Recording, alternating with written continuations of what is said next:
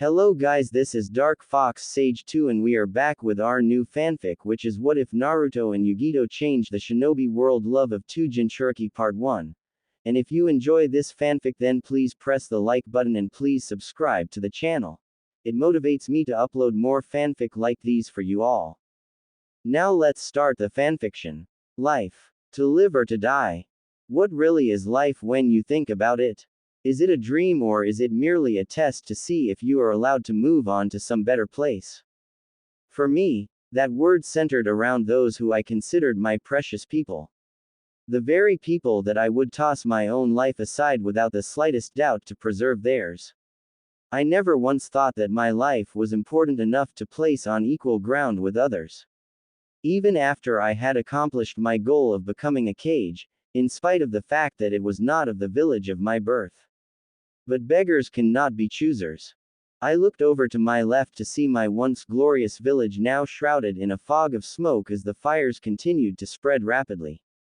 The screams of my people, my precious people, were pounding at the very fiber of my being, letting me know how truly weak I was. I could not even protect my village. I did not deserve the right to be called a Kage.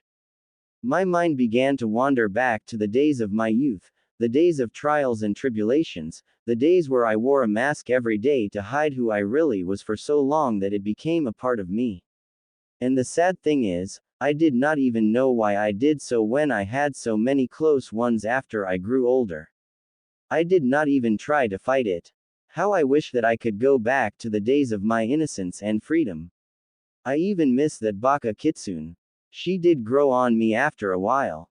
The beginning. A cool breeze blew past me, tickling my nose a little. Just enough to stir me in my sleep. Unfortunately for me, that was the end of my peaceful sleep, as Mother Nature seemed to be far from pleased with me trying to sleep in on this day of all days. The rays from the sun burst in through the already opened window, letting me know that I was going to be late. Late. Ah, Uruka-sensei is going to kill me for sure today. I'm going to be late. I quickly jumped out my bed, but my body seemed to still be asleep, even though my mind was more than alert. This made me come crashing down to the floor face first in an instant. Man, how clumsy I was back in those days. Still wonder how I became who I am today with the way I was in the past. After saying a few swear words that a kid of my age had no business knowing, I managed to push myself off the cold hardwood floor and dashed towards my bathroom. Yet again, my body was yet to catch up with me and I tripped over the floor rug and fell directly in the tub. That was more than a sign that today was going to be a horrible day for me.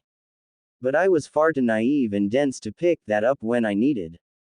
After a quick wash up and brush of my teeth, I quickly threw on my black t-shirt and the orange jumpsuit that Ojii-san bought me along with my favorite goggles. I owed so much to that old man. No telling what the villagers would have done to me if he was not there for me. He of all my precious people was the one I missed the most. He taught me so much. I quickly locked my door and exited the apartment complex and began my dash toward the academy. Man, how could I have slept in on what could be the most important day of my life? Baka. Baka. Baka. As I ran down the street, I could not help but notice the angry stares and glares that were shot at me like daggers. But those very looks I had grown very used to, and I continued to run, acting completely oblivious to their existence. As long as they did not attack me like they used to, then they could stare all they wanted. One day I just knew I would gain their respect when I become the Hokage, then they would have no choice. During my sprint, I noticed a shinobi in training around my age laying on the grass right in front of the academy, staring up at the clouds almost in a trance. I instantly knew who it was. What are you doing, Shikamaru? I questioned as I panted for air. If it's just you, Naruto, he said in his usually bored voice. Are you late too? Why aren't you inside? I asked, but I already knew the answer. He yawned as he raised up and dusted himself off. Too troublesome. But isn't the Genin exam today? I yelled frantically as I just remembered why I was running and now I was definitely late. Yeah, it is. Just thought it was too troublesome to even deal with it. His lazy tone was almost making me give in to my still sleepy body. I swear Nara Shikamaru may have been a genius, but when it came to motivation he scored an absolute zero even when he became my right-hand man. I decided to grab him and run inside of the academy hoping that Iruka-sensei would not notice us absent, but as soon as I tried to sneak into the classroom, my ears was met with a very familiar tone. Ina Arutu. Hi, where have you been? I looked around trying to think of a logic answer but nothing came. I started to look at Shikamaru for an answer but he had somehow sneaked to his desk without getting caught and had his head resting in his hand, in his usual bored position, leaving me to deal with Iruka-sensei by myself. I looked up at Iruka-sensei and placed a hand behind my head and began to scratch it, giving my usual stupid look, and decided to play my usual act as well. Gomen-sensei. I started to eat my favorite flavor of ramen and forgot all about the time. Some of the other kids began to giggle and laugh at my own expense. I guess that's what I get for acting like the class idiot. Iruka-sensei let out a loud sigh and ordered me to my seat. As I walked up to my seat, I glanced over at my eternal rival, Uchiha Sasuke, one of the two surviving members of the Uchiha massacre, with the first being the creator of said massacre. He shot me a glare of his own as I took a sit. It was very low but I heard him say something. Dobi. This as usual sent me into a blind fit of rage as I ran up to him. What was that, Tem? I stared directly at him with as much anger and killer intent as I could, and he easily matched mine with one of his own. As if he was so far ahead of me that even his killing intent was so large that I was not even worth receiving a full dose. Damn, how I hated it when people looked down on me like that. Tem used to. Leave Sasuke-kun alone, Naruto. I glanced up to see that I was now surrounded by fangirls of Sasuke, which was the majority of the girls in our class, including my former crush, a pink-haired kunoichi in training by the name of Haruno Sakura. Sad thing is, she was one of the biggest Sasuke fangirls in the class that was only matched by her former best friend Yamanaka Ino. I seriously do not see what you guys see in Sasuke Tem here. I am every bit as good as he is any day. Ha! Baka. Sasuke-kun could swipe you away just like the annoying, little, fly that you are. There's no way you're even half of the man that Sasuke-kun is. One of the girls yelled. She even had the audacity of making fun of my height as well. Hell, I wasn't that short back then. Like you, Baka, would know what a real man is anyway. I said under my breath but not low enough to not be heard. The next thing I knew, all the girls in the class, except one, began to pound on me until Iruka-sensei decided that it was time to get serious and freed me from my beating. But not before I was given several bumps, bruises, and a bloody nose. Mizuki-sensei entered the classroom right after my bashing was complete and began to announce the rules for the genin exams. Okay, class, this is how the exam will proceed. Iruka and I will split you guys up in several different groups and have you perform a jutsu that we have trained you on. If you perform the jutsu correctly, then you have officially graduated from the academy as a genin. Now, I did say that I acted like a baka to hide my true face.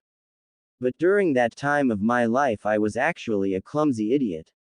Even though it still is hard to admit even as I speak, Sasuke could have easily wiped the floor with me back then.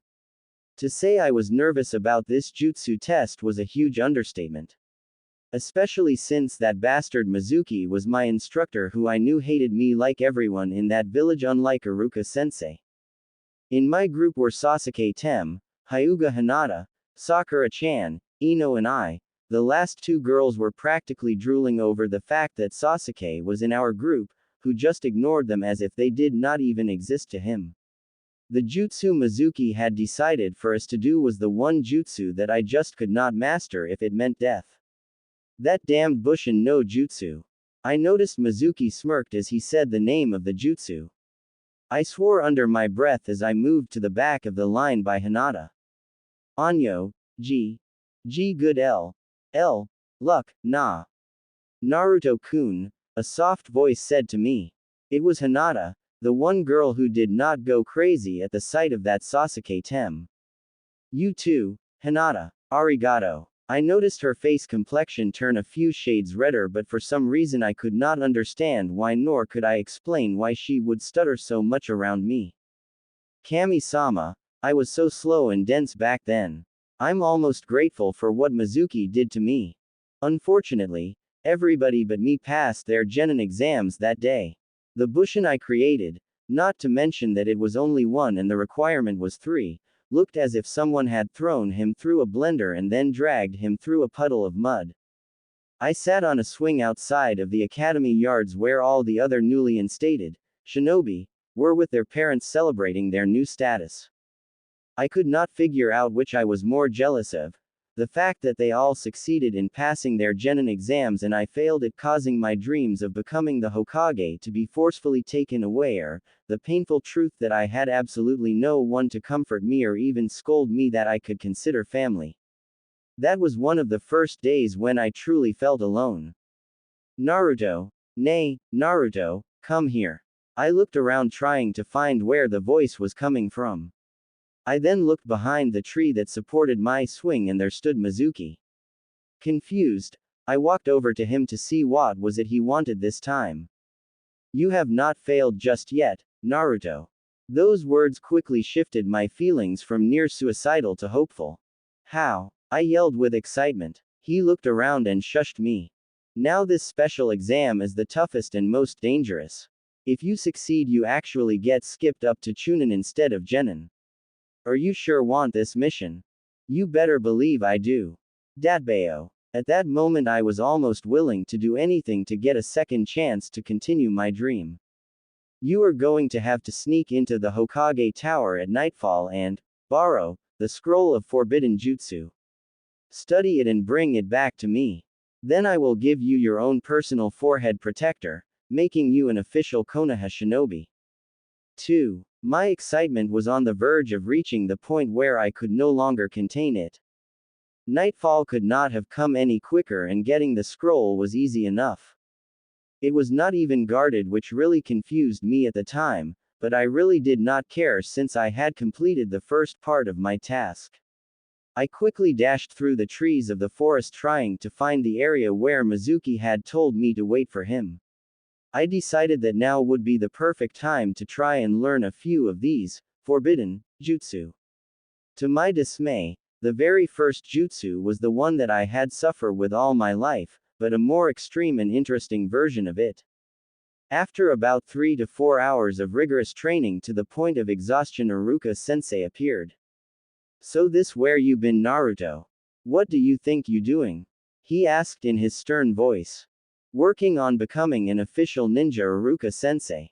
Mizuki told me there was another way that I could become a ninja and even be promoted all the way up to Chunin. I have already learned 4 of them. Iruka's look switched to one of utter shock and dismay. It was hard for him to believe that Mizuki had been the one to deceive me. I guess he already knew I would have not done this without someone telling me to. Mizuki told you to do this? Yes, I did, Iruka. Speaking of the devil, Mizuki landed on a very run-down shack near the end of the clearing. Very good, Naruto, now hand me the scroll so I can promote you. No, Naruto, do not hand him that scroll. Iruka-sensei walked over beside me and prepared himself for battle. This caused the expression on Mizuki's face to switch to a mask of utter anger and disbelief. Now I was completely confused with these new turn of events. Don't you want to get your revenge as well, Iruka? Why do you protect the very thing that killed your parents? Now that completely sent me into a whirl. My 12-year-old mind went to overwork trying to figure out what he was talking about. Why don't you just kill the demon and join me, Iruka? That was the last straw, as my curiosity wanted to know what he was talking about. Demon? I asked. Yes, Naruto, you are the demon that attacked our village over 12 years ago. That is the very reason why all the villagers hate you. Do not listen to him, Naruto. Iruka shouted as he stood in between me and Mizuki. Everything began to make sense to me at that time, why I was always alone and treated poorly. My emotions began to boil over as hot tears began to flow out of my eyes and rolled down my cheeks. At that time I honestly thought I was that demon. Do not listen to him, Naruto. Yes, you do have the Kyuubi sealed within you, but you are not it. You are its jailer, a hero to this village. Now Before Iruka-sensei could complete his sentence, Mizuki had launched several kunai at me, but Iruka-sensei leapt in front of me while still talking and fell to the ground with a lifeless thud. The closest thing I had to a father had just died before my eyes, and I had just found out that I was a jailer to a demon that almost destroyed the village that I wished to protect. Suddenly, a fiery rage began to build up from within me as I felt a second presence begging to be let out. Ripping at my very core to be set free, so it could satisfy its thirst. The reaction caused a burst of chakra that I had never felt before, and I tried to contain the beast. I decided that this would have to be best time to test out my new jutsu, one of the 4 I had managed to learn and the very first on the list. Kage Bushin no Jutsu. The forbidden jutsu allowed me to create well over 60 clones of me, and we all began to gang up and pound on the shocked Mizuki, beating him almost to death. Wow! Naruto, well done. I looked down and saw Iruka-sensei and leapt on him as I could no longer hold back my tears of happiness, causing him to groan in pain. I seriously thought he had died, so to see him move and speak again brought great relief. Congratulations, Naruto, you are officially a ninja now. He untied his forehead protector and placed it wobbly in my hands. A squad of Anbu shushined in as Iruka-sensei and I laid propped against the trunk of a tree. It was easy to tell that Iruka-sensei was in critical condition despite the tough exterior he was putting up for me. One of the Anbu, one with a hawk-like mask, stepped forward towards me and I instantly tensed up. I did not know his intentions and I was not in the mood to find out. Iruka-sensei placed a tired hand on my shoulder to help calm me down and let me know that everything would be okay. It's okay, Anbu-san. Naruto is not the true culprit of this crime. Iruka-sensei pointed over towards the unconscious body of Mizuki. He began to explain to them the entire situation and that I was the one that saved him. The Anbu with the hawk mask nodded and motioned for 2 of the others to grab Mizuki, and just as quickly as they appeared in front of us, they were instantly gone. Iruka-sensei looked down at me and gave me a soft smile. I could easily tell he was still very much in pain, but that did not matter as long as he was alive. Naruto, I am very proud of you. I still find it hard to believe that you were able to perform the Kage Bushin no Jutsu. I gave off my infamous smile and then looked back down at the ground. That was nothing, sensei. I actually held back. The truth about that was the fact that I actually did hold back, a lot. I did not want to kill anyone, and with that strange feeling I had during that time I probably could have easily killed Mizuki. That's one of the traits that I miss about me the most, I guess, my innocence. You did what? How, Naruto? The look on Iruka-sensei's face made it very easy for me at that time to read. It was hard for him to believe that the drop-dead last of the Konohagakure no Sato's newly promoted shinobi could perform a Junin-level jutsu with ease. Iruka-san, if you don't mind, we really need to take you to the hospital and return the scroll of forbidden jutsu back into the Sandaime-sama's hands. We had completely forgotten that the leader of the Anbu squad was still there. Iruka-sensei nodded with a smile as I handed him the scroll. Naruto, I want you to take tomorrow off. Don't worry, you will not miss anything important. I just want you to have a little time to yourself. I am pretty sure the events of tonight have shaken you up quite a bit. He then forced himself to his feet and the remaining 2 Anbu placed his arms around on top of their shoulders to help brace him for the trip back. He looked over at the squad leader as he handed him the scroll. Anbu-san, could you escort Naruto back to his apartment? I do not want anything to happen to him while I'm down. The Anbu nodded his answer and Iruka-sensei smiled again. Arigato. And with That they were gone as well, and the only ones left were me and their squad leader. The trip back home was quick and uneventful, which I was very grateful for. I was not sure how much more emotional stress I could take that night. Especially since I had no one to console me at home. While most people would receive a warm welcome, food on the table, or at least someone there to wonder how their day was, all I had to welcome me was my dark, stuffy, small, and lonely apartment. The same apartment that I spent the majority of my life in, and no matter how long I lived there, I never got used to that empty feeling. 2. I opened the door and nearly flung myself on my couch. My eyelids grew heavier as my body slowly began to give in to its desire to sleep. Just as I was about to drift away, a strange sound of someone moving around brought me back with a start. I know you are there. Come out before. Before what? You cry yourself to sleep. This time I was sure that it was a voice and not just my mind playing tricks. I reached for one of the kunai in my pouch and quickly began to scan the dark room furiously, hoping to find the source of the intruder. And what are you planning to do with that? I'm hoping that you finally decided to end your worthless, annoying little life so my life would be complete. No matter how hard I tried, I could not pinpoint the source of the voice. I quickly began to run through all the jutsu I knew from the academy to try to figure out my next move. Whoever they were, they had to be strong enough to be taken seriously since they knew such a high-level jutsu. I really hope you do not think you can beat me. Even if I'm much weaker than my former self, I could still easily do away with you. Now it felt like this intruder somehow could read his mind. But they could have just been talking trash, since they could most likely see me reach in my pouch. To top things off, it seemed that said voice had a feminine touch to it.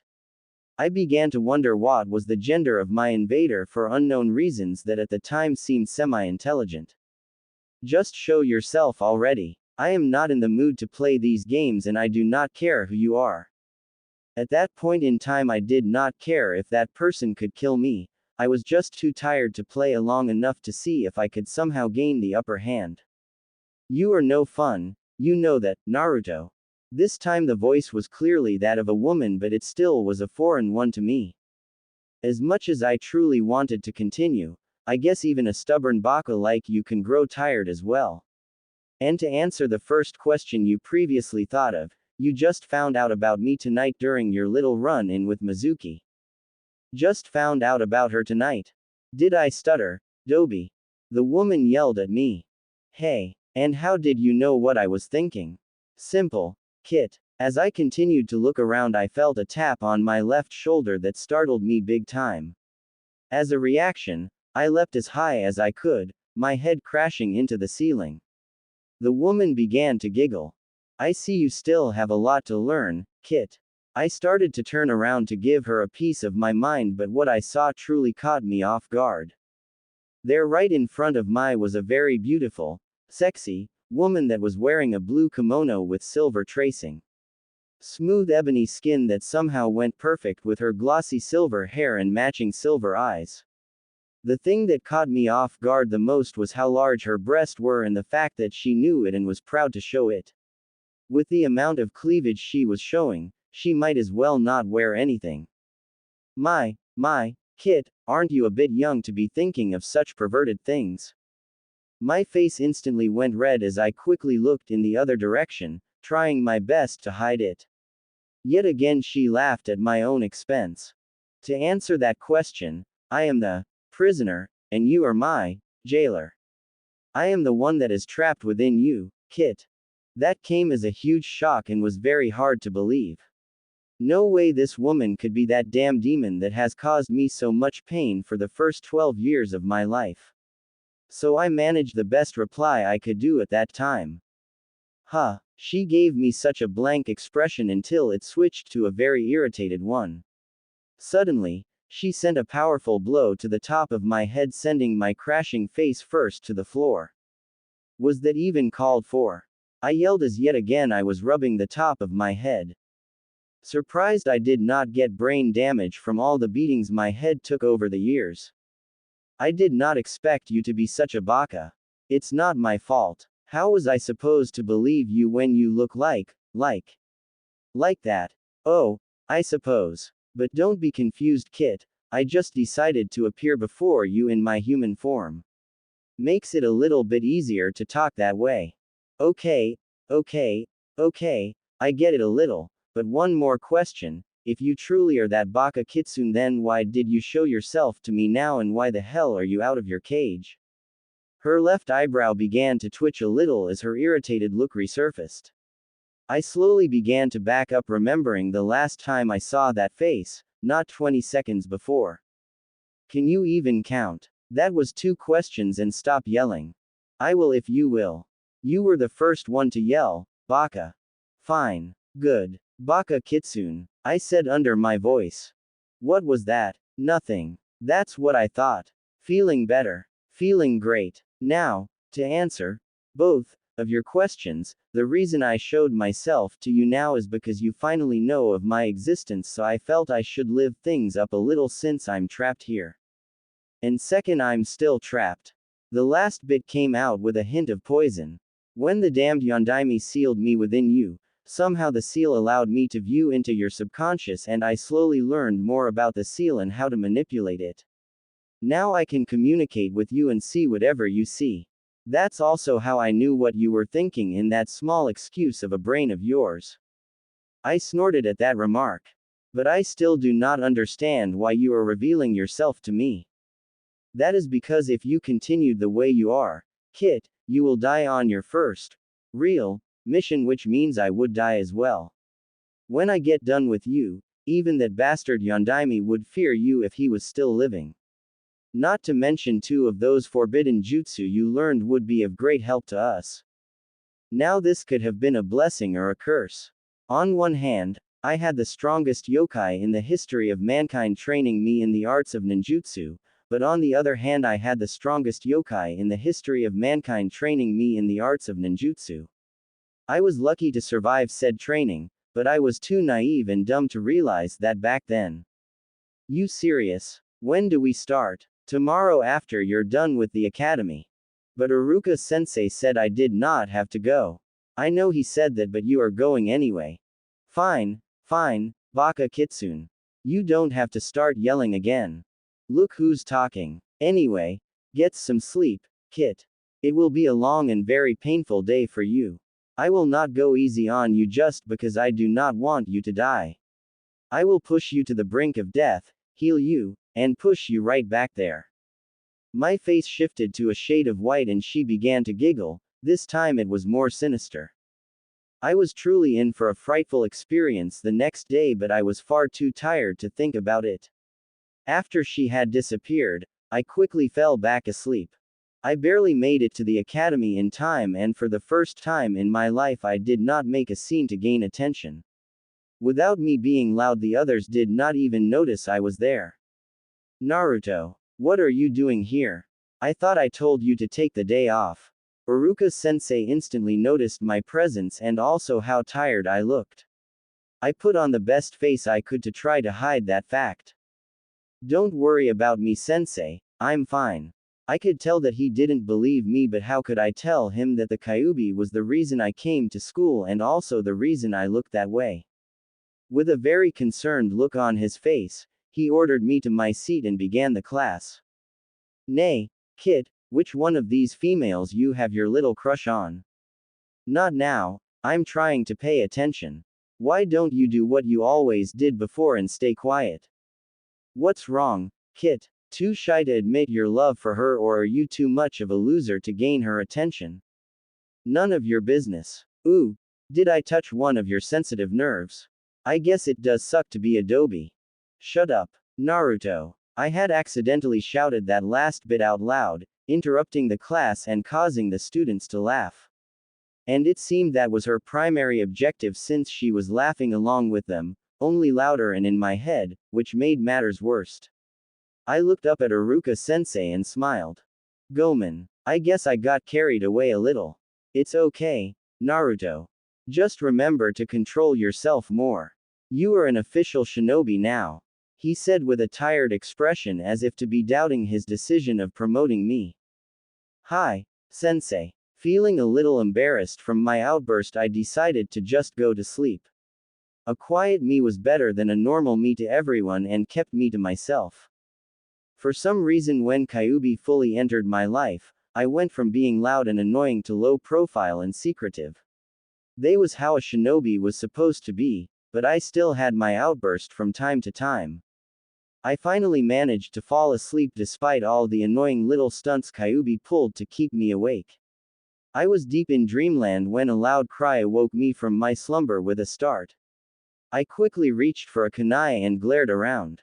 Why do I have to be on the same team as him? I looked over to my right and noticed that Sakura-chan was pointing at me. Too tired to find out what she was talking about, I shrugged it off and went back to sleep until this time I heard a scream and a cheer at the same time, causing me to jump back up with kunai still in my hand. Sakura-chan was staring at the Uchiha Tem with heart-filled lovey eyes while Ino was yelling about how unfair something was. What just happened? I decided to ask Kyuubi instead of making myself look more like a fool. You are now an official member of Team 7 with Haruno Sakura and Uchiha Sasuke. And you are to await here for your sensei. Nani. So much for not making a fool of myself. Talking about being dead last. Sasuke Tem had finally decided to chime in with his usual taunts toward me. Uruka-sensei, is there any way we could trade Naruto for someone else? I mean, I rather have that Ino pig than that baka on my team. Hey, Ino shouted. Wow, you are really loved, kid. You sure you want to be the Hokage of this village? You grow used to it over time. That's not a good thing. No, the teams are final. But sensei, would you rather repeat a year in the academy instead? With that said, Sakura-chan finally gave in to Uruka-sensei's demands. I was too tired to protest myself, so I just gave in without a fight, which I could tell made Uruka-sensei surprised. Whatever, wake me up when my new sensei arrives. And if I don't, whatever, I said mentally in an exhausted tone. You're no fun when you're tired, kid. Before I knew it, I was back to sleep. Unfortunately, when I woke back up, an hour and a half later, our new sensei was still yet to arrive.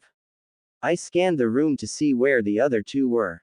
Sasuke Tem was staring out at the window as if he was too good to look at us, and Sakura-chan was doing what she normal did, practically drooling over the Tem. I let out a loud yawn and stretched out my arms and legs and began to walk toward the door. What are you doing now, Naruto? An annoyed Sakura-chan called out to me, but I was in no mood to try to make her mine like in the past. I guess that had something to do with Kyuubi revealing herself and the fact that I was still tired. Instead of replying, I just waved my hand in the air and walked out of the classroom. I really had to go. What I was not expecting was to walk right into our new sensei and fall right on my butt. What is your problem? You seriously need to watch where you're going. I glanced up to the sight of a tall, slender man around 6 feet in height, gray hair that spiked up a little and a ninja mask that covered everything on his face but his left eye. He was also wore Junin ninja vest. That was when I realized that was our new sensei. I see you're off to a good start, kid. Just shut up. The Junin just looked down at me as if he just stepped on something and then looked up at the other two. From today on I will be your sensei. Meet me up on the roof in a few minutes. With that said, he shushed Ed out of the room, leaving us to stare at each other in wonder. Way to go, baka. You ticked him off. Sakura-chan screamed at me, but just like before I waved her off and exited the room to continue on what I originally set out to do. That was when it hit me that normally I would have pleaded for her attention. Now, it was like I was ignoring her. Hey Baka Kitsune, what did you do to me? I heard a distant sigh. I didn't do anything, Gaki. And what did I tell you about yelling? You told me nothing. And I know you are lying. Well, I'm telling you now. Stop yelling, or I'll make the training 100 times tougher. On that note, I decided not to yell at her anymore, at least not this time. And what do you mean by what I did to you? My personality has changed. I used to be crazy about Sakura-chan, now I feel more annoyed by her. I'm guessing that with me being active in your subconscious, it's causing a change in your outlook on things. You guess. Naruto. She said with the venom literally dripping off her words. Gomen. It is just something you are going to have to adjust to. And if you ask me, I think you're better off without Pinky over there. I managed to smirk at that comment. When I arrived at the roof, the rest were already there waiting, and I could tell both Sasuke and Sakura were annoyed at me, but I didn't care at the time. Now that we all are here, I would like you guys to introduce yourselves. List your names, likes, dislikes, and goals. I will start everything off so you can get the gist of what I want. My name is Hatake Kakashi. There are not many things I like or dislike, and I have no goals in life. Everything he said had such a boring tone to it that it literally screamed, I don't want to be here. He then looked over at me and nodded for me to go next. Uzumaki Naruto. I like ramen and my precious people. I dislike the time it takes to cook the ramen. My goal in life is to become Hokage and make everyone recognize me for who I am and not what I am. The last part caused the others to show confused looks on their faces. With the same uninterested look as before, he then pointed at Sakura-chan. Haruno Sakura. I like a certain someone.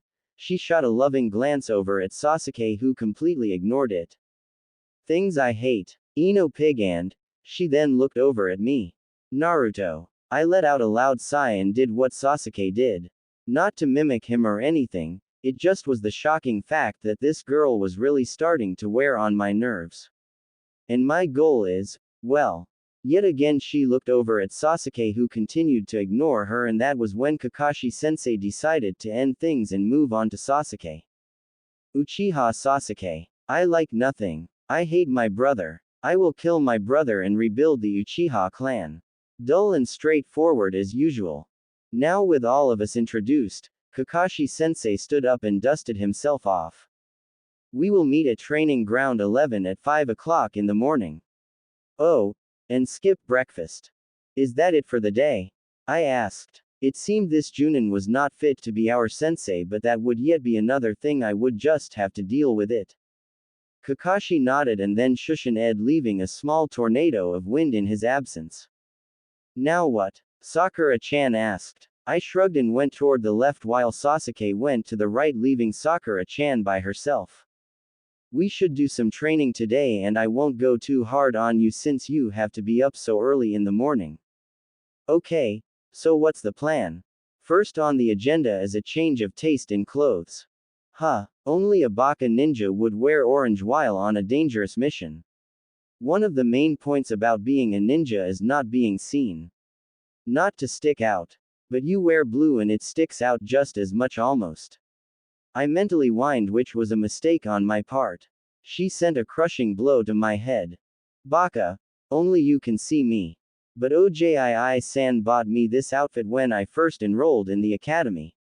She sent another crushing blow to my head with the other fist. Time for you to grow up, Baka. Even though she could only communicate with me in my subconscious, somehow she always managed to inflict damage on me when she was pissed off. Gomen, what did you have in mind then? After about an hour and a half of her dragging me around different shops and having said shop force me to pay ridiculous amounts when it would have been a lot cheaper for normal people, we were finally done and it was time for us to head back to my apartment. Instead of putting them on right away, she had me get ready for training instead. So, we headed to the outskirts of the village where the forest connected to the village when it got darker. Are you ready to start yet? This wait is killing me. Shut up. Now I want you to create a kage bunshin. What's that going to do? She let out a loud sigh and glared at me. Just do it, Baka.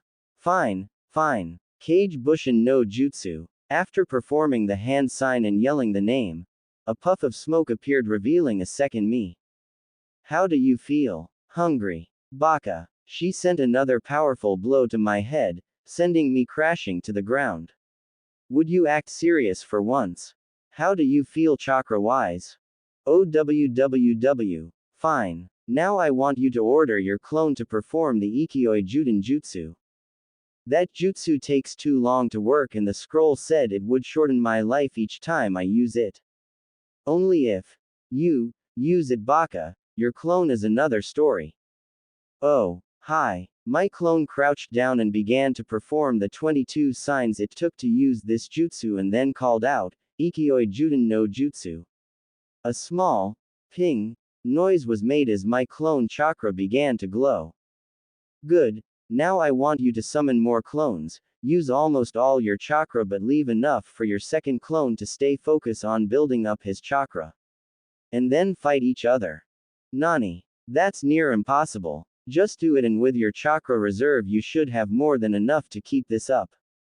While you are fighting, you must also keep your mind focused on both the battle in front of you and controlling your clone while it draws in more chakra. Yeah, easier said than done. Kage Bushin no Jutsu. With a puff of smoke there were easily around 30 clones ready to do battle with me. I entered in defensive stance and reached for one of my kunai from my pouch. Oh, and one more thing, you must stay calm. If you lose your temper you will lose control of your second clone and I will make you do everything all over again. Nani. That is the whole point of this exercise, Kit. One is to teach you why the Ikkyoi Juden no Jutsu when combined with the Kage Bushin no Jutsu is a forbidden and deadly jutsu. 2. To teach you how to properly perform 2 or more jutsu and control their effects at the same time. And most importantly, 3. To teach you that regardless of your opponent's ability, the ninja who has the calmer mind will win. Arrogance, self-doubt, self-pity, anger, and overlooking your opposition will lead to your death. A shinobi must be emotionless in battle regardless of the situation. Remember this, kid, and you will be nearly unbeatable. Now get to work. Doing this was no easy task for me. It took well over 20 times before I could fully control the second clone, fight off the other clones and stay calm. The mental strain was almost unbearable, not to mention the look of enjoyment Kyubi was giving me made things even worse. As if she enjoyed my pain. Finally, I had managed to defeat all 30 of my clones and keep the second one from disappearing and I collapsed to the ground. I thought you said you were going to take it easy on me.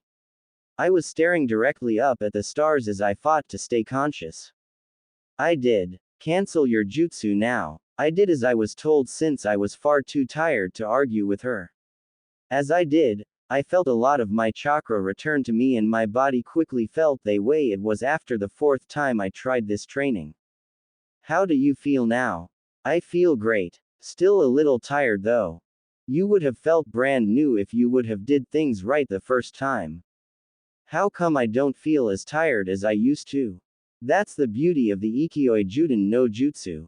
When a human uses it, it can instantly revitalize them but they lose over 10% of what's left of their life force.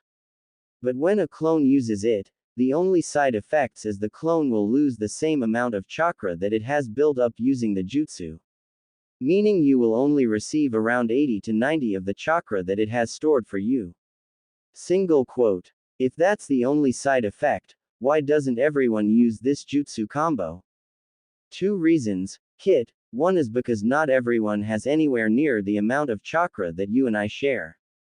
Right now, you've mostly been using your reserves, but as you gain more control over chakra, I will slowly teach you how to mold mine as well. Right now, even a fraction of my chakra could kill you. It sent a shiver down my spine just thinking about how strong she truly was. The second reason is because of the mental strain it causes when you perform both of the jutsu as a combo. Not only do you need to stay focused while someone is trying to kill you, but you also must have a strong will to survive. The Ikkyoi Juden no Jutsu itself is enough to fracture a young shinobi's mind. I still surprise a baka like you was able to learn it. The amount of concentration needed to perform this jutsu correctly makes it difficult for almost any junin. I only heard of one of the Sannin being capable of performing a jutsu that was similar. I see. But you are far from ready to use this combo in battle. You must have complete control over your emotions before I will allow you to freely use it. Now let's get you home, Kit, so you will be ready for whatever that lazy sensei of yours has planned. I nodded my head and pushed myself up off the ground. I didn't bother to comment because I was still in shock about what these jutsu combos could do for me once I mastered it, and what else did the Kyuubi had in store for me if this was light training. Discover more. Fan fiction, ebook publishing tools, digital book downloads. Oh, and another thing, this little training we had today will be our warm-up and ending training once we really get started. I paled at the thought of really getting started. The walk back home was like any other walk for me. The villagers who were still out and about gave me their death glares and whispered the word, demon, to others, but my mind was too absorbed with what just happened. This was the first time I, truly, felt like my dream, no, my goal could be achieved.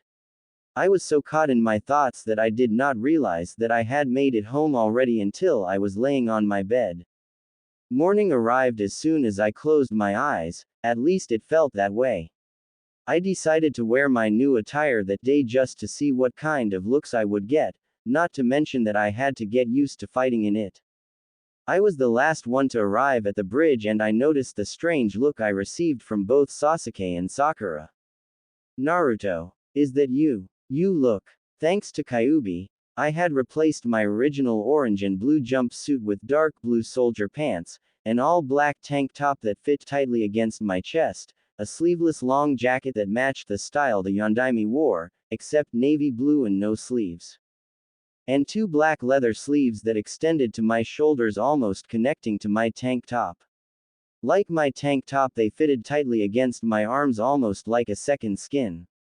Kyuubi said there was a reason why she wanted me to wear it this way instead of just buying a similar coat with sleeves. Unlike my orange jumpsuit, my ninja pouch was inside the jacket, which I liked a lot more, along with several pockets and straps for scrolls and larger weapons. Not bad, Dobi. Sasuke forced out. Where's Kakashi-sensei? I thought I was late. I looked over at Sakura and noticed she was still at a loss for words. She quickly snapped out of it. Don't know. Hopefully he will be here soon. And so we waited, and waited, and waited. It was now 9 in the morning and all three of us were very irritated to say the least. Finally, he showed up. Hey, guys, you're late. Both me and Sakura-chan yelled. Gomen, I was walking to the training ground and a black cat crossed my path. So I had to take the long way to get here. That was probably one of the most dumb excuses I had ever heard in my life. Before me and Sakura-chan could say anything else, he quickly got serious and pulled out 2 bells. Before we get started on any mission, I have a test of my own for you. See these 2 bells? He dangled them in front of us as if he was taunting us. Each bell is a guarantee of your graduation to genuine status. But we have already graduated from the academy. Sakura-chan was the first to speak, but all three of us were thinking it.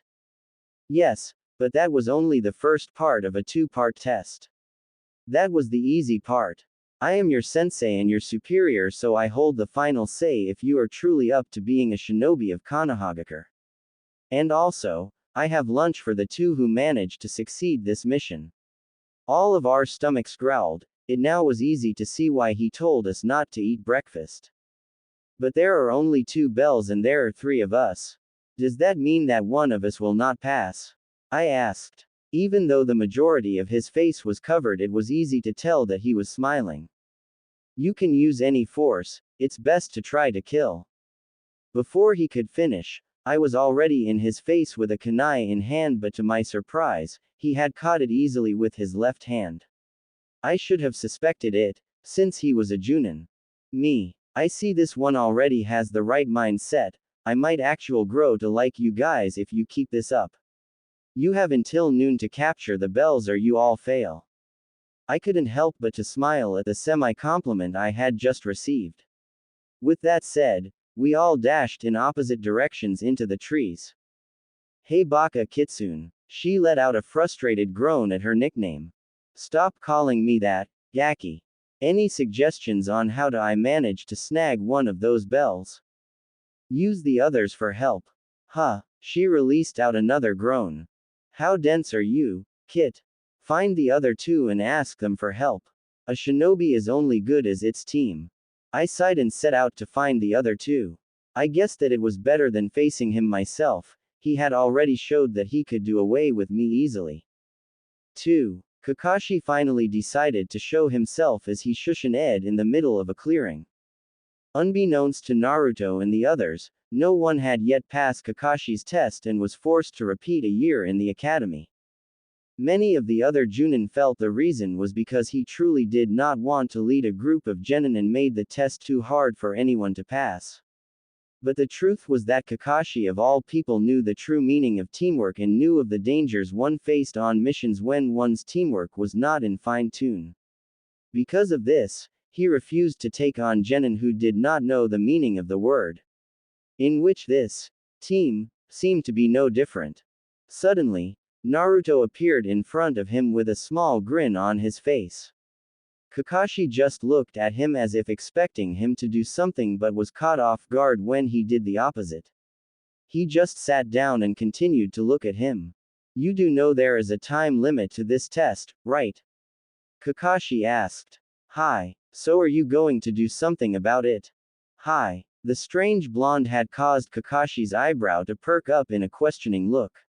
He then decided to ignore him and pulled out his favorite book, Ika Ika Paradise. After what felt like 2.5 hours had passed, Naruto was still in the same spot with the same expression on his face. You don't care if you pass, do you? You don't care if I don't, do you? He shrugged and went back to his book. In the back of his head he was wondering what were the other two up to. He passively waved it off, which was his biggest mistake. He glanced back up at Naruto from his book and noticed he was still smiling. He glanced back down at his book and a few minutes later back up and there were now 10 different Narutos looking up at him in the same position. So he knows the Bunshin Jutsu, did not expect him to know that one. Looks like he is finally going to make his move.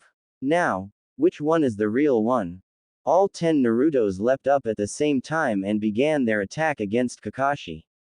With his book still in his hand he decided to ignore the first attack since the first one is always a feint for the real one when an amateur is using the Bushin no Jutsu, but to his dismay the first attack was solid and hard, and so was the second, and the third.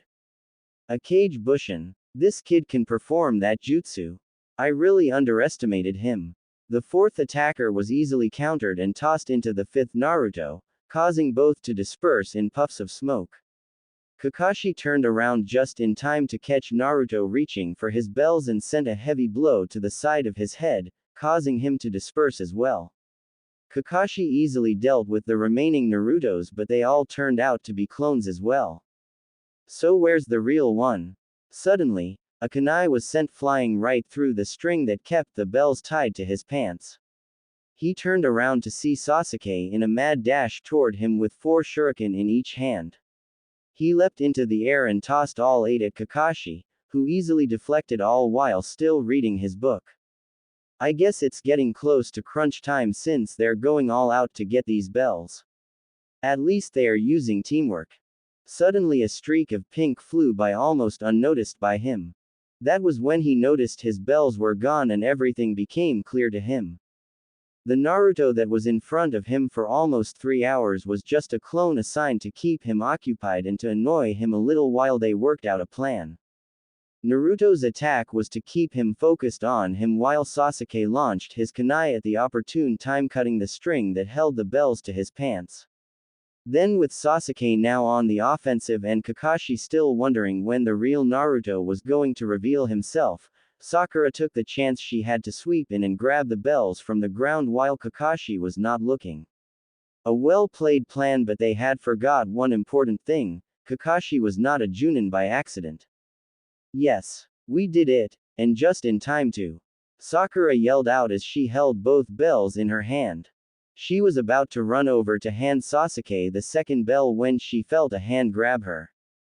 A puff of smoke appeared and there was Kakashi. He had hinged himself into a bells and placed himself on a Kage Bushin of his own to confuse them into thinking he was the real one. Now there was just one thing missing: where was the real Naruto? As if on cue, Another puff of smoke appeared around Sakura, revealing the real Naruto as the real. Sakura quickly reached for the real Kakashi's bells. She almost grabbed them, but she was just too slow. Looking up at the sun, Kakashi realized that it was already noon. They had failed the test, which was apparent by the looks on their faces. Congratulations, you all passed with flying colors. Nani? All three genin yelled. This exercise was to see how well you three could work as a team, and despite your differences you still managed to, almost, steal the bells twice. If you would have tried to take me on one-on-one, you wouldn't have even gotten close to the bells. Who planned was this, by the way? The other two reluctantly glanced over at Naruto as if they refused to believe it was true. It seemed this new Naruto was a lot more intelligent than the old. You have the rest of the day to yourselves. Meet here at 7 o'clock to be briefed on your very first mission. He then made the face that sort of looked like he was smiling and then shushin equals it away. The three now official genin were still in shock after what had just happened until Naruto realized something. Where's our launch? Guess he lied about that, Sasuke said. They soon parted ways, well, sort of, with Sakura chasing after Sasuke like she usually did. 3. Good job, Kit. Wasn't expecting you to come up with such a good plan. Hey, neither was I. I guess even Baka have their smart moments. You don't know how to give a good compliment, do you? Never really had to. Don't think just because you passed your final test that we are going to skip training today. Today we get serious. Oh great. The Kyuubi was really beginning to rub off on me. I was actually thinking instead of acting only. But that was also due to the fact that I was also tired of playing the fool to get noticed by everyone. I was always a lot more intelligent than what I let on. That Baka Kitsune just gave me more than a reason to start showing it. That day marked the start of meaningful changes for me, but none bigger than what Kyuubi had planned for me later that day. I decided to add a jutsu dictionary since I will be creating new jutsu. Ikkyoi Juden no Jutsu. Art of Energy Replenish, direct translation, absorbs the chakra from the nature around the user and replenishes their low chakra reserve but drain their life force as an exchange. It was nightfall and once again I was in the outskirts of the village, getting ready to continue my harsh training with the most powerful yokai to ever roam the face of the earth. If you asked me if I was looking forward to it, I would have not been able to give you a straight answer due to the mixed emotions I felt. After learning the Ikkyoi Juden Cage Bunshin combo, I was looking forward to what else she was going to teach me, but I also knew the training was going to be the toughest one I would most likely go through my entire life. Don't just stand there looking like an idiot, Kit. You know what you have to do. I let out a loud sigh and performed the Cage Bushin no Jutsu. The first clone began to perform the Ikkyoi Juden no Jutsu and ran off in the distance, leaving me and the rest of my clones to do battle once again. Unlike before where it took me 20 times to complete, it only took 11 times, which more chakra returning to me thanks to the Ikkyoi Juden no Jutsu and my clone. Good job, Kit. Now I need you to kneel down for a moment and take off your left sleeve. Why do you need me to do that? She released a frustrated growl and glared at me. Just do what I say with no questions asked. Fine, sheesh. Didn't know female demons had periods too. One thing I should have learned from Kyuubi was how to keep quiet when a woman was in a bad mood. Before I even realized it, I was face down on the ground with a very painful bump on my head. Gomen. She decided to take advantage of my position and took my left sleeve off for me and then grabbed my arm. Now, Naruto, this will hurt like hell and I am apologizing ahead of time to you. This may be the worst pain you have ever felt in your life, but you must not scream or you will alarm the Anbu. Now prepare yourself, Kit. Before I could voice my complaints, she gripped my arm tightly and began to send her chakra directly into it. The pain was so immense that I nearly bit my tongue off trying to stop from screaming. Tears began to roll down my cheeks as what felt like lava ran through all the nerves and veins of my left arm.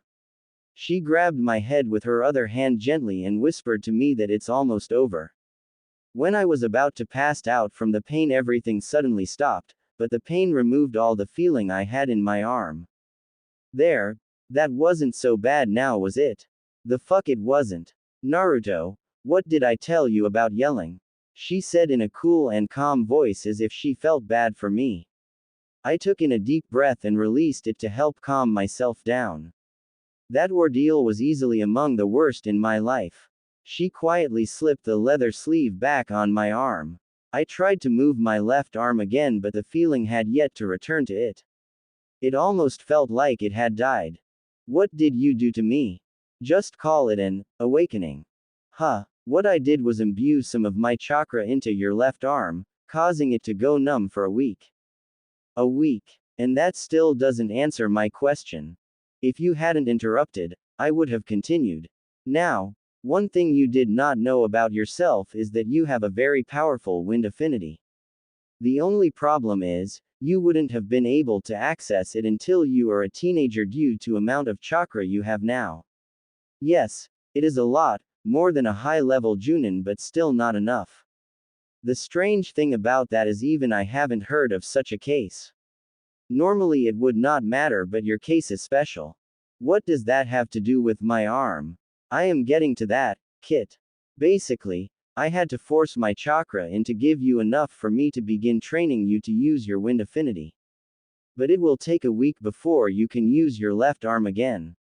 It will take your body that long to adjust to the chakra I added. Nani. Then what am I going to do in the meantime? Everything we normally do. I am going to use this to teach you how to perform all of your jutsu by using just one hand. Impossible. You know as well as I do that I suck at chakra control. Which leads us to another reason I want you to learn how to fight this way. And we are going to start with another technique that works well with the Kage Bushin. Bushin Irokai no Jutsu. It allows you to replace the real you with one of your clones or vice versa. Another jutsu that would work well with you. How do you expect me to use it with only one arm? With a lot of practice and a lot of patience. The rest of that night was hell to me. I was forced to do the impossible and learn this new jutsu, which was not an easy task. It involved more concentration than the Kage Bushin Ikkyoi Juden combo, because I had to focus on the chakra signature of each individual clone and channel my chakra to the one that I was going to switch with. And to make things worse, that damned Baka Kitsune made me focus on that technique while still having a clone hide and draw in chakra using the Ikkyoi Juden. I had the largest headache ever after that night, and this was to become the norm for me for the next 7 days. Luckily for me, but annoying at the same time, Team 7 was forced to do a bunch of annoying D-ranked missions. One of the many things I hated about being a genin.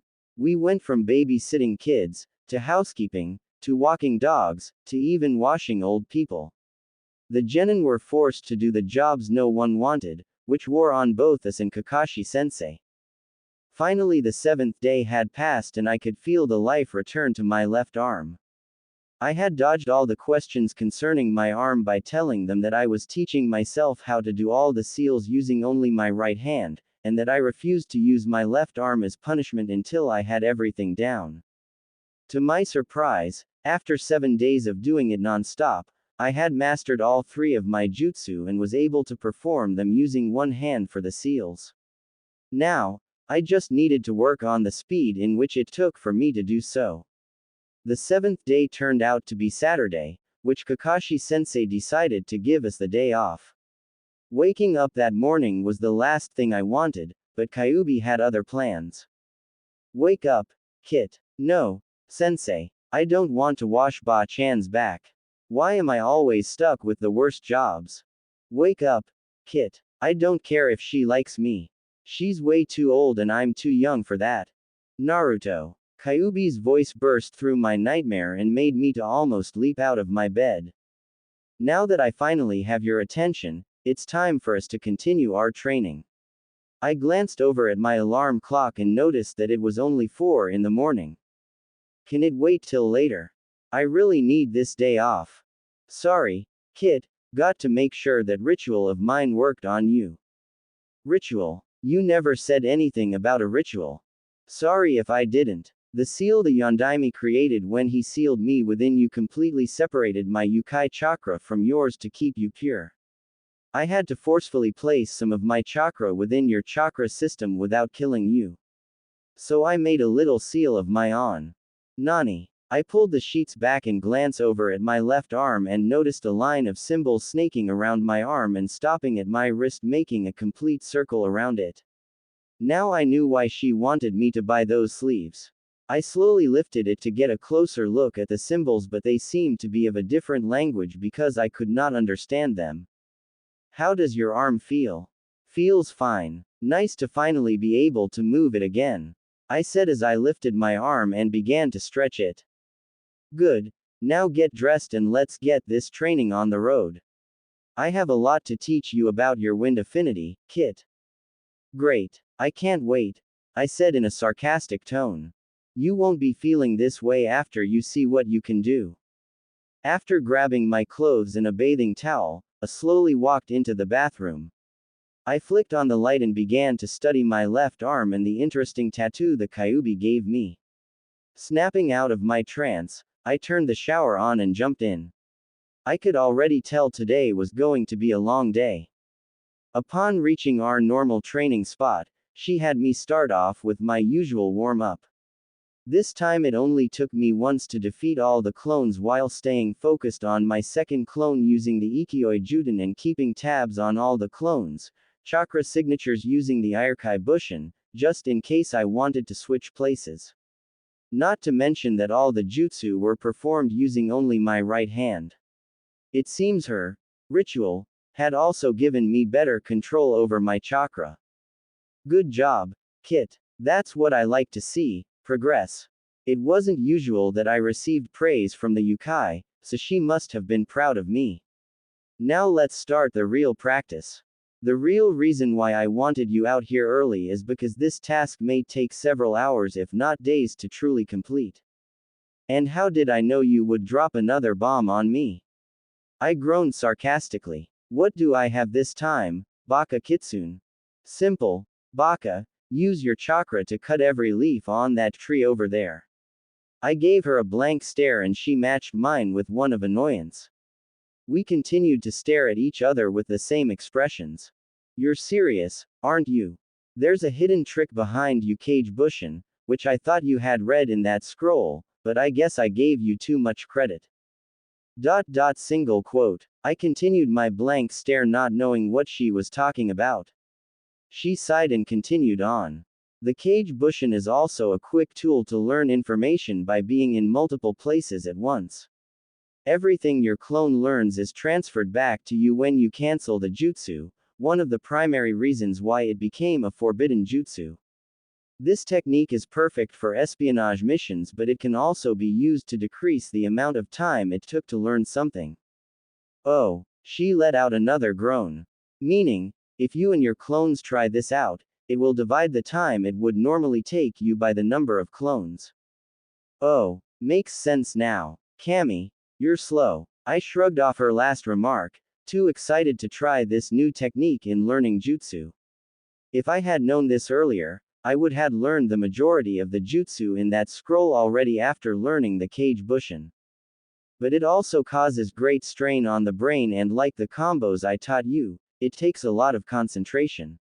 That's the main reason why I had you learn the combos first before we took these steps. I took in her warning and quickly tossed it to the side. Regardless of the pain, I was going to use this for a majority of things from now on. It took me 3 hours to figure out how to manipulate my chakra with that of the wind, where it would have normally taken me a couple of years. Now it was time to move on to the real step. So, what's next? Someone's finally eager this morning. Yeah, well, let's just say I finally saw the light in your rigorous training from hell.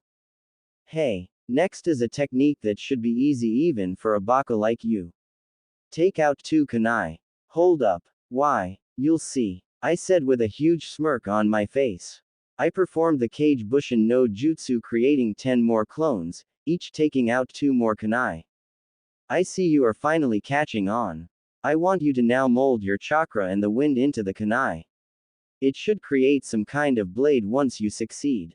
Why would I want to add wind chakra to something that's already a weapon? Because without it you can only cut through thin objects. With it, you can cut through boulders. Oh, let's get started, then. This task proved to be easier said than done. It took me nearly the remainder of the day to master this technique. But upon finally completing it, the overexertion of my chakra and mental strain had caused me to pass out from exhaustion. When I woke up, it was raining while Kyubi was sitting down next to me. Neat trick, what do you call it? I said as I stretched and yawned.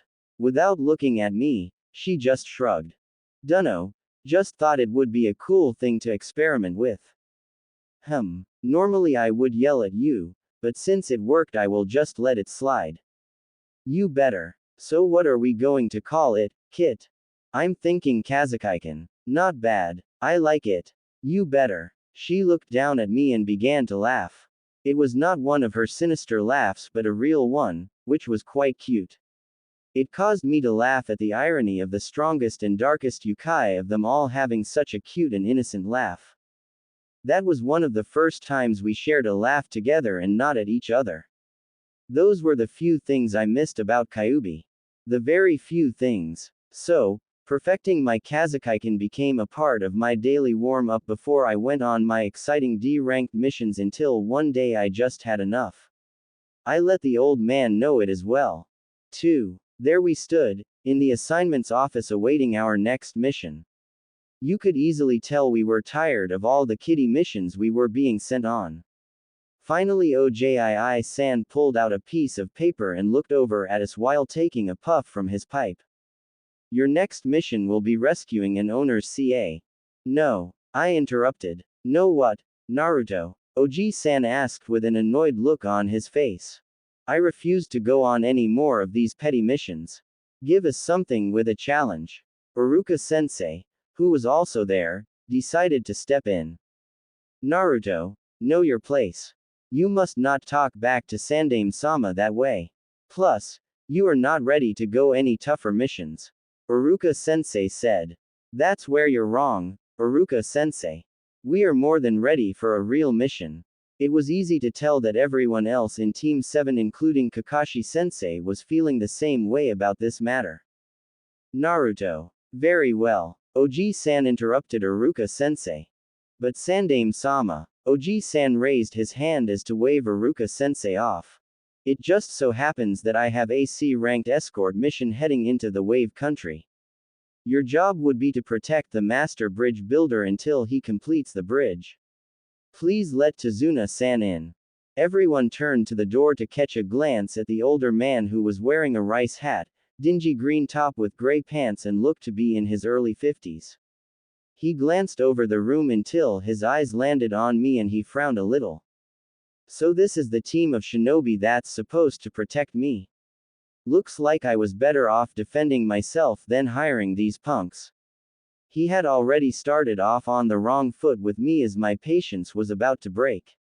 And you even threw in a midget in an overcoat as well. And that was the last straw for me. That's it. I'm killing this old bastard. I yelled as I leapt at him with my kunai in hand, but I was caught in midair by Kakashi-sensei effortlessly. Naruto, don't kill the person we have been hired to protect. Kakashi-sensei said in his usual lazy tone. Yeah, Naruto. You have to act more like a professional if you want to be a great shinobi, baka. Sakura-chan added. Tazuna looked over at Sakura-chan and pointed. Oh, and we even have a pink flat-chested wannabe ninja as well. Tazuna yelled. That caused Sakura to yell and leap trying to kill him too, but Kakashi-sensei managed to catch her with his free hand while still holding me back. At least I have 2 quality bodyguards. What are we waiting for? Let's get this show on the road. Tazuna chimed in. I finally calmed down and freed myself from Kakashi-sensei's grip and stormed out of the room.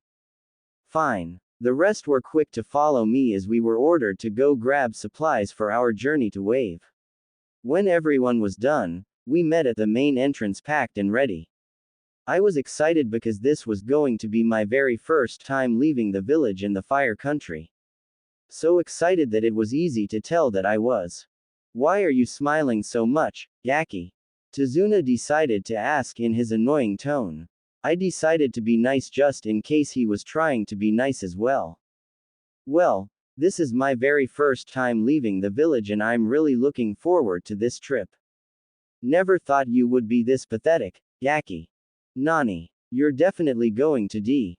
Naruto. Kakashi-sensei had caught me right when I was about to punch the old man in the back. I really want to kill that man. Finally we agree on something. You should kill him and then create a clone and henge it to him until we get to Wave. You know I can't do that. You really are no fun, Kit.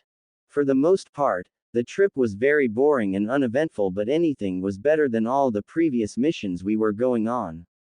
Putting up with that bastard's taunts seemed like a walk in the park when compared to bathing old folks. But that quickly changed when I began to have a strange feeling the closer we got to our destination. As we were walking, I noticed a puddle in the middle of the road on a very sunny day. I glanced over at Kakashi-sensei and Sasuke and it seemed they had already picked up on this as well. That was when I silently put my counter plan in motion by performing a few seals in my coat pocket. I knew I was going to need this plan for some reason.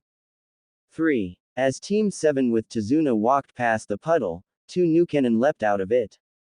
The first quickly dashed towards Sakura and Tazuna. That is where she did the very last thing the team needed her to do at that time, freeze up. She was so caught up in her own fear that she could not move. Even her breath became trapped within her throat as her eyes played over and over her life as she waited for her imminent death.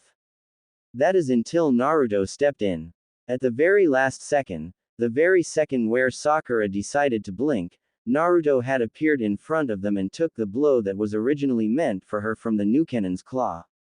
Naruto. Suddenly, a cloud of smoke appeared around Naruto as he puffed out of existence. A bunchin, Sakura asked herself, holding back the tears that were pressing her to release. Just as quickly as he had disappeared, Naruto appeared behind the Nukenin with 2 kunai in each hand. The nin quickly countered Naruto's counter-attack and returned with one of his own with his claw. The second Nukenin took this time to charge at Tazuna since he was alone. This time Sakura was ready as she leapt in front of Tazuna ready for anything. But just like before, someone leapt in front of her. This time it was Sasuke. Guard Tazuna-san, I will take care of this one. Sasuke said to Sakura as he deflected the second Nukenin's attack. Sakura nodded and watched as Sasuke began to dodge several attacks from the Nukenin. She glanced back at Naruto and noticed he was having a hard time with his opponent. There is no way Naruto can defeat this guy. Where the hell is Kakashi-sensei? Inner Sakura yelled. Suddenly she heard Naruto yell something. Kazekaiken. A swoosh of wind blew through her hair and twirl around Naruto's 2 kunai until a slate-colored chakra slid down the kunai, forming 3 feet blades in each hand made of chakra. What is that? When did he learn that? Inner Sakura asked. Naruto had both blades of chakra angled towards the ground and using his height, or lack of, to his advantage easily got within the Nukenin's comfort zone and forced him to defend instead of attack, causing him to focus mostly on his oppressor, which proved to be his very last mistake. Suddenly, Naruto appeared from behind the Nukenin and stabbed his blade into the Nukenin's neck, killing him instantly as blood sprayed in every direction, mostly on Naruto.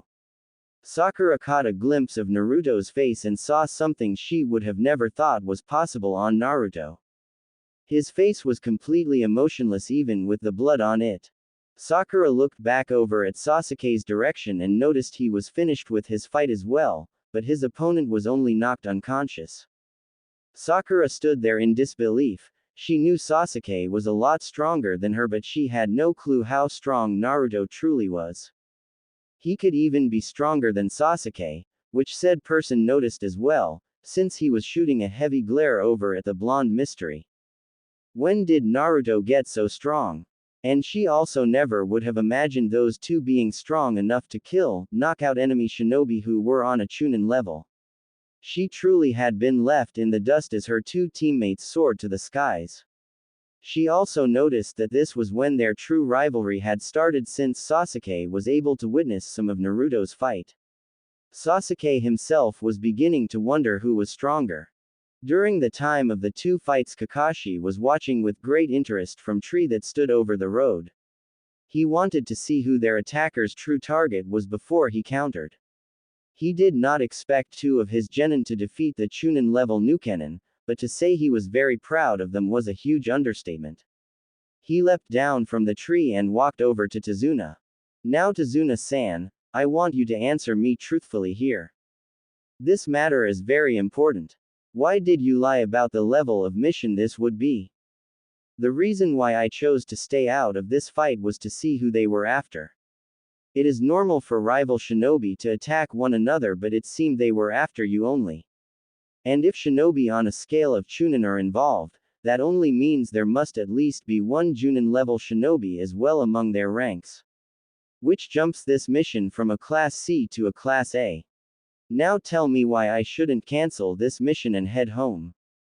Tazuna let out a loud sigh and began to tell them the truth. The reason why the completion of the bridge was so important was because the owner of a shipping company that had moved in, Gato, had barred the majority of import and trade with other counties due to his excessive amount of tax charges, making it almost impossible to get what the people needed to survive. So the bridge would reopen trade with neighboring countries, saving the people of the wave, but also putting a huge dent in Gato's pocket. So, he hired a bunch of mercenaries and Nukenin to take out the bridge builders so he would not have to worry about that.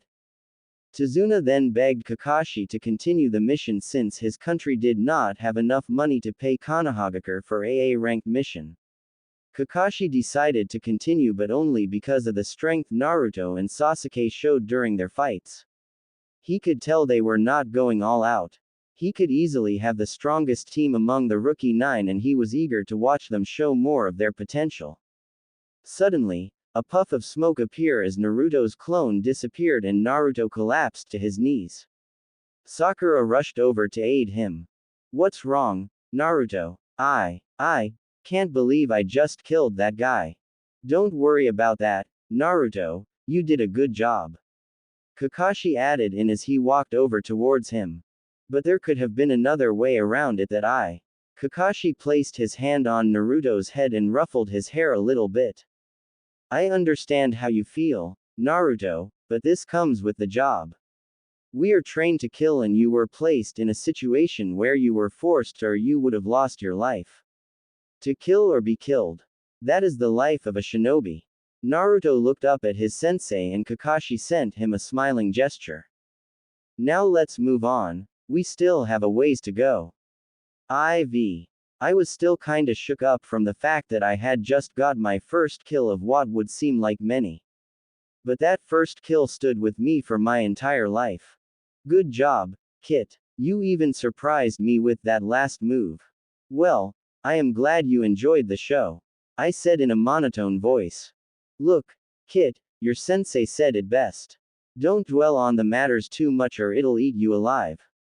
Hi. I could tell that Kyuubi was concerned but did not want to press matters. This was definitely going to be something I would have to get over myself. I was so caught in my own thoughts that I almost did not notice the very large sword that was launched at me after traveling for a few hours. It seemed as if my instincts took over for me when I instantly ducked. The gigantic blade nearly shaved the top part of my hair. I quickly reached in my coat pouch for my kunai but Kakashi waved me off. Stand down, this one will be my fight. Kakashi-sensei said. Well, what do we have here? Looks to be the infamous copy nin of the leaf. A foreign voice said from the direction of where the blade was thrown. And it looks like we also have infamous Momochi Zabuza, one of the former members of the Seven Swordsmen of the Mist. Kakashi-sensei replied with the same tone. Out of the woods came a man who looked to be around 6 feet in height wearing black pants, no shirt, and 2 white arm warmers that went up to his elbows. He was also wearing a shinobi mask that covered his mouth and nose. This was the first time I'd seen a Junin battle, and to say that I was beyond amazed was an understatement. Kakashi-sensei lowered the right side of his mask, revealing his Sharingan. The speed they were moving and performing jutsu was incredible.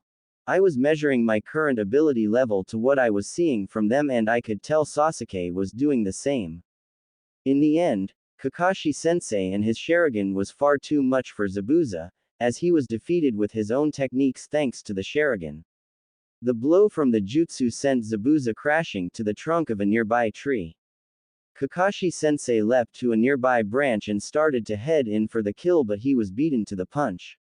Everybody glanced to the direction from where the Senbon were thrown to see a hunter nin who looked to be around the same age as us on another tree.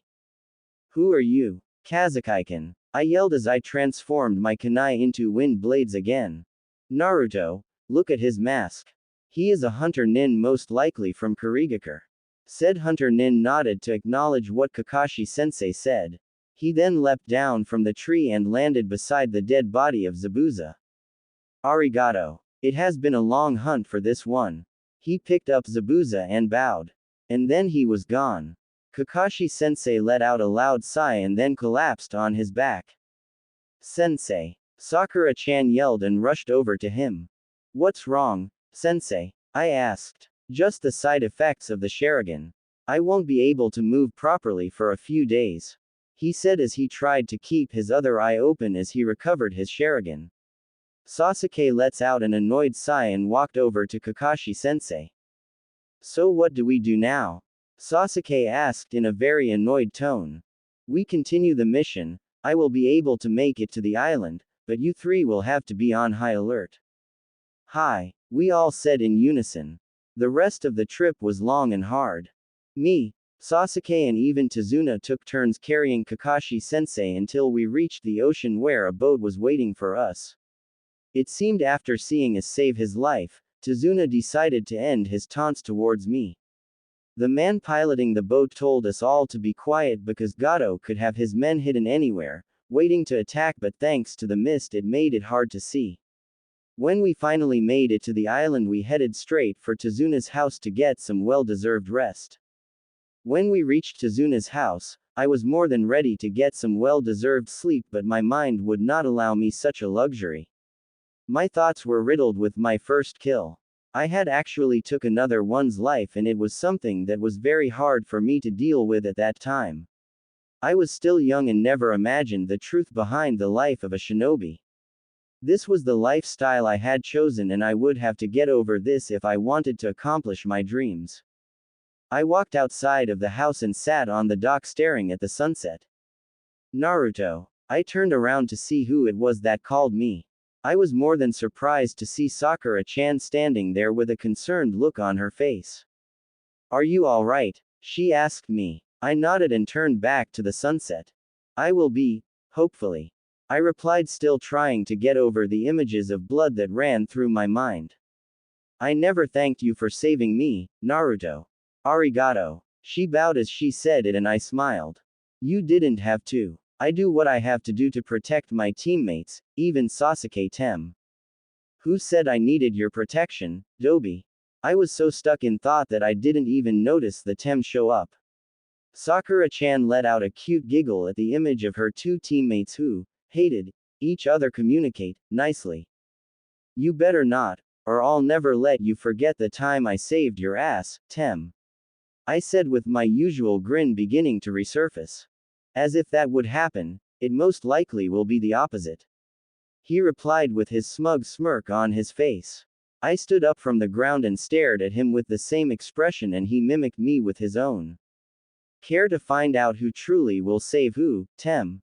I said as my grin grew wider. "It seems the Dobi can read minds now," he replied with a similar smirk. The tension between us began to grow as the stare down of death continued on, with Sakura-chan stuck in the middle, watching everything from the sidelines. My hand slowly reached into my coat toward my weapon pouch as he slid in a defensive stance with his eyes deadlock on me.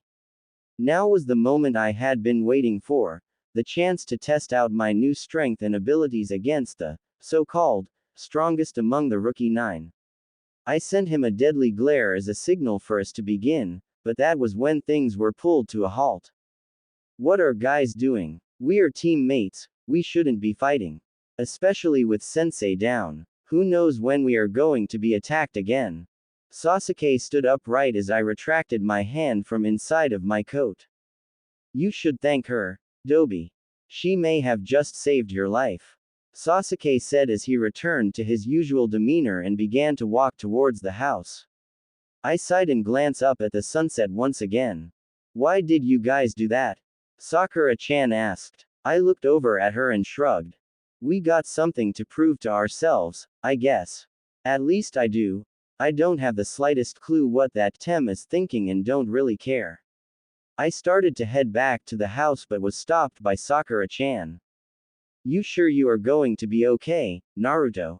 Sakura-chan asked with concern returning to her face. I nodded and put on my big goofy smile and headed in. As I entered the house, Tazuna told me that Kakashi-sensei wanted to speak with me alone.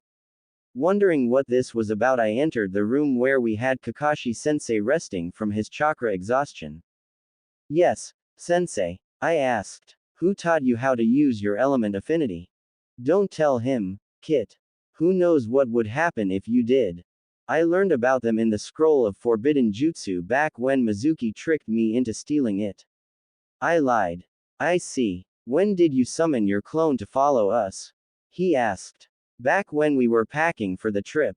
I actually made 3 clones and had one of them accompany you while I watched from a distance and the other 2 watched my back from a distance as well. I figured as much, he said. I look over at him with a questioning look. You're lying. Why would I lie? I will admit that you are a lot smarter than what I originally gave you credit for. But I noticed your chakra spike a little when you first used the Bunshin Irokai, right before those 2 new Kennen attacked. I also sensed the chakra signatures of your clones and the real you when we left the village. You are talented, Naruto, but you still have a ways to go. I smirked at the slight compliment I had just received. Isn't it your job to make it where I can't be discovered so easy? He chuckled at my comment. And I am not going to ask you for the truth regarding how you, really, learned your wind affinity, but I will tell you to be careful. Don't overdo it, Naruto. He said in his tired voice. Hey, look who's talking. He rolled the eye that wasn't covered. I took that as my signal that our little meeting was done. I exited the room and laid down on my mat in the next room, and before I knew it I was asleep finally. The next day would prove to be just as troubling as the previous for me, only in a different way, though. Morning came too soon for me as I rolled over off my mat. My body had grown so used to waking up this early in the morning that it became automatic. I rose up and yawned as I stretched all the sleep out of my joints. Today I was going to patrol the bridge a little since Kakashi-sensei couldn't do it at the moment. It was around 4 in the morning when I was fully dressed and ready to leave when another voice startled me.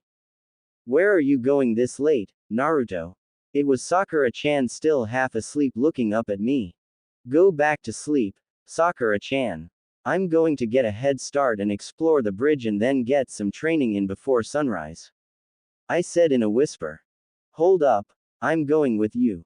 She said as she started to get up. Huh, why do you want to come? I asked. For the same reasons you are. I'll go wake Sasuke-kun too. No. Wait. Before I could even argue, she was already off. I let out an annoyed sigh as I decided to wait for them. I was going to give you the day off anyway. Kyuubi said out of the blue. Sure you were. I said in a very sarcastic tone. Fine. Then, don't believe me. She said in a pouty voice. I mentally rolled my eyes and continued to wait for my teammates. Why they had to come, I had no idea. Suddenly, Sakura-chan and the Tem appeared, ready to travel to the bridge. You know, you guys do not have to follow me. I said in an obviously annoyed voice. Who else is going to keep you alive, Dobi? Sasuke said as he glared at me and Sakura-chan. Clearly he wasn't a morning person. Well, if that's the case, then try to keep up and don't get in my way if something does happen, Tem. Guys, don't start this now. Can't we get along just for a few minutes? Sakura-chan interjected, playing the role of peacemaker. I shrugged and exited the house. I quickly did a few seal with my right hand, quietly performing my Kage Bunshin, creating 4 clones and sent them in opposite directions before the other 2 came outside. You guys ready? I asked. Sakura-chan nodded while Sasuke decided to ignore me. It took us no time at all to reach the bridge where all the construction was. Wow, this bridge is going to be huge, Sakura-chan said in amazement. I nodded as I continued to look the bridge over. Suddenly a rush of images ran through my mind as if I was being forced to remember something. Then it dawned on me, one of my clones had been taken out and it was the closest one to the bridge. They're here. Get ready, I said. Who is here? How do you know this? Sakura-chan asked. A gust of wind flew by us as I quietly chanted, Kazekaiken, creating my wind chakra-infused kunai. Suddenly, I was forced to guard myself from the flames of our attacker's claws. I forced the attacker back and noticed that the nin that attacking me was a kunoichi. 2 more shinobi leapt onto the bridge and began to attack both Sakura-chan and Sasuke. 2. Naruto was staring down at the kunoichi, who just so happened to be the same one who attacked his clone. He glanced over to Sasuke, who looked over at him at the same time. Both smirked and nodded at each other. Sakura saw them looking and began to wonder what they were doing. Naruto quickly dashed over towards Sasuke, who quickly ran at him. From the outside it looked like the 2 was about to fight each other, which confused the attacking shinobi, but instead Sasuke leapt into the air and threw a couple of smoke bombs down, covering the bridge in smoke. Suddenly, Naruto appeared in front of the same kunoichi that had approached him as the smoke cleared. Who are you? I will give you one warning to tell me, or I will be forced to fight and even kill you. Saying the words, kill, left a cold feeling within Naruto, but he quickly shook it off. The strange kunoichi just entered an offensive stance and charged at Naruto. He quickly sidestepped her attack and used her own momentum to his advantage, sending her flying face first towards the ground, but she somehow managed to land on her feet instead. Damn, Naruto said to himself. There is a strong and familiar aura with this kunoichi kit, be careful. She is just like you. Get serious now or you will die. Kyuubi yelled at Naruto from within. Just like me? Naruto asked. Worry about that later. Kyuubi yelled as Naruto snapped out of his trance just in time to guard her second attack. Suddenly, the Naruto who had fought with the Nukenin and killed him returned. The Naruto with the blank expression who only cared about finishing the fight. The issue of his opponent being alive after the fight no longer mattered when he entered this stage. Naruto grabbed the kunoichi's wrist and tossed her to the side, but yet again she landed on her feet. She quickly sent another attack in Naruto's direction. Like Naruto, she had learned how to control her affinity of fire, which made it harder for Naruto to combat. She was quicker than him and far more agile, but Naruto still had his strength to back him up. She charged forward with another attack, but he used one of his wind blades to fend off her attack and push forward with all his strength, causing her to lose balance just a little. Enough for him to finally go on the offensive as he landed a heavy blow to her face thanks to his fist.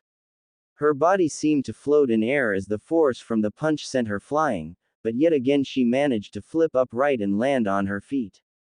What she did not know was the fact that she had fell right into Naruto's plan. As she finally caught herself from sliding even further back, thanks to Naruto's attack, the second Naruto appeared behind her and was just barely quick enough to hit her with another heavy blow, sending her airborne once again. Her reflexes had saved her, because Naruto was going for the finishing blow with his Kazekaiken but was forced to swing upward, backhanding her since she dodged his first attack. The Third, Naruto then decided to make his appearance as he suddenly appeared on top of her in an upright position in the air. He sent a powerful kick to her stomach, this time forcing her to the ground. The second and third, Naruto ran beside the original Naruto as they stared at the kunoichi when she landed on her back, but they could tell the fight was far from over. She glanced over at them and slowly rose up and coughed up some blood. It was easy to tell that Naruto's surprise attack had done a number on her, but she was far from out. Her face matched Naruto's blank look. She quickly did a few seals and yelled, "Nensho Oikawa," and punched her fist into the hard cement of the bridge. Naruto looked on as the ground around him began to crack, releasing tiny explosions of lava all around as his part of the bridge began to melt. The attack was so sudden that Naruto did not have enough time to escape as the hot molten lava engulfed him and his clones. On the other side of the bridge, Sasuke was having troubles of his own with his opponent. The tall shinobi matched him in speed and quickness. And on top of that, his physical blows were enough to shatter bones if they were ever to land on his target. Which Sasuke figured out after watching him punch through the hard cement. The gauntlets he was wearing gave him amazing strength. Sasuke glanced over towards Naruto's direction just in time to watch his teammate melt away to ashes thanks to the lava the kunoichi he was fighting summoned upon him. At the same time, Sakura noticed too. Even the two other shinobi stopped to watch in horror of what their teammate did. But the next thing that happened surprised a few of the shinobi that were on the bridge. At the last minute, fourth, Naruto cancelled his henge of a shovel that was on the ground and sent a powerful blow to the side of the kunoichi's head, sending her crashing to the pavement. Everybody, including the kunoichi who was fighting him but excluding Sasuke, could not believe he was still alive. He played off his own death so perfectly, even the screams. What the others did not know was the fact that Naruto had created a fourth clone and used his Bunshin Irokai no Jutsu to switch places with his clone. Naruto stood over the kunoichi with both Kazekaiken in hand ready to finish her off. Sasuke began to wonder if the other two were going to rush to her aid, but they just ignored her and continued their attack. It seemed that they did not care whether she died or not. Suddenly, a streak of lightning flew in front of Naruto. Naruto noticed it just in time to dodge the attack. Everybody glanced in the direction it came from and saw a slender-figured kunoichi wearing a Junin vest with a cloud symbol on her forehead protector. Sasuke glanced over at the other two and saw that they too were Cloud Nin. Which only meant that she was their leader and also meant that Team 7 was about to be in a world of trouble. "Stay back, Naruto. She's a Junin," Sasuke yelled. "I know that, Tem." Naruto yelled back. Sasuke did not want to test the Junin's ability to fight. After watching Kakashi and Zabuza go at it, he knew the gap between Genin and Junin was a very large one.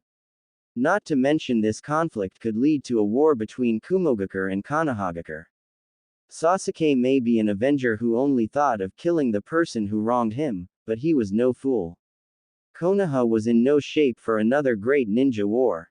Who gave the order to attack? The Junin asked her squad. From the looks of it, their opponents looked to only be Genin as well. Sensei. The second kunoichi said, who was fighting Sakura, fidgeting a little bit. "Did I give you the power to make that decision?" she said in a very stern voice that even shook Sasuke up. Naruto shrugged everything off and decided to sit down and lean against the wall of the bridge. "Why are shinobi of Konohagakure here in wave?" the Junin asked them, but neither one of them said a word. Naruto even looked like he was asleep. "Not going to talk, huh? Not wise choice when your enemy's capability is far beyond that of your own," she said as she practically stared holes in each of the Leaf Genin's head, but just like before they refused to say a word. "I see. They are well trained for Genin," the Kumogakure Junin thought to herself. Suddenly she felt a slight surge of killer intent and chakra from a distance. "You, Blondie, cancel your jutsu right now or I will be forced to kill you, Gaki." She yelled at Naruto. Naruto glared up at her and called out his army of clones just to show where they were. There were well over 30 surrounding them. So that's why they did that earlier. But why wasn't I included? Inner Sakura asked. Damn, she discovered our backup plan. Should have known that Dobi couldn't pull it off. Sasuke mentally cursed. The number of clones caught the kunoichi who was fighting him off guard. She never knew he had created that many clones. Plus, she noticed a similar feeling that she had felt her entire life from this boy. Naruto groaned and cancelled his jutsu, causing all his clones to disappear in a puff of white smoke. Now what? Naruto asked. So you guys are Kakashi-kun's genin? She asked, which caused all three of them to fall face first to the ground in surprise. Sakura was the first to ask the question that ran through everybody's mind. How did you know? I met Kakashi-kun a very long time ago and I spotted you guys as you entered the dock with Kakashi-kun. I have to say I am impressed, you guys are pretty good. I am Nagiya Aoi, the sensei of the Baka squad that attacked you. Naruto and the others were still at a loss of words from what had just transpired. They went from defending themselves to meeting someone who knew their sensei.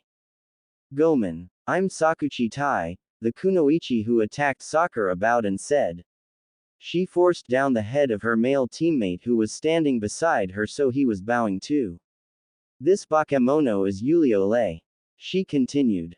What about her? Naruto said as he pointed at the kunoichi who tried to take his life and was still on the ground. There is no need for us to introduce the weapon to you. Lei said in a dark tone. Lei always scolded, but he just ignored her. You know it's true, sensei. Tai added. Aoi sighed to herself as she glanced over at the weapon the other two were referring to.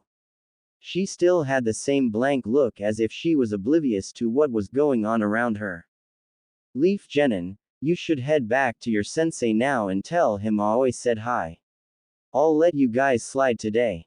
Aoi said to them. Sasuke snorted and Naruto yawned. Both turned around at the same time and began to exit the bridge.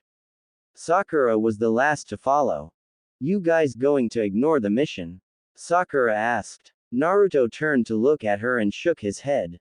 Sasuke glanced over at her. This wasn't an official mission since we went to scout the bridge without our sensei's consent. So there is truly no reason for us to remain here. Sasuke said in his usual annoyed tone.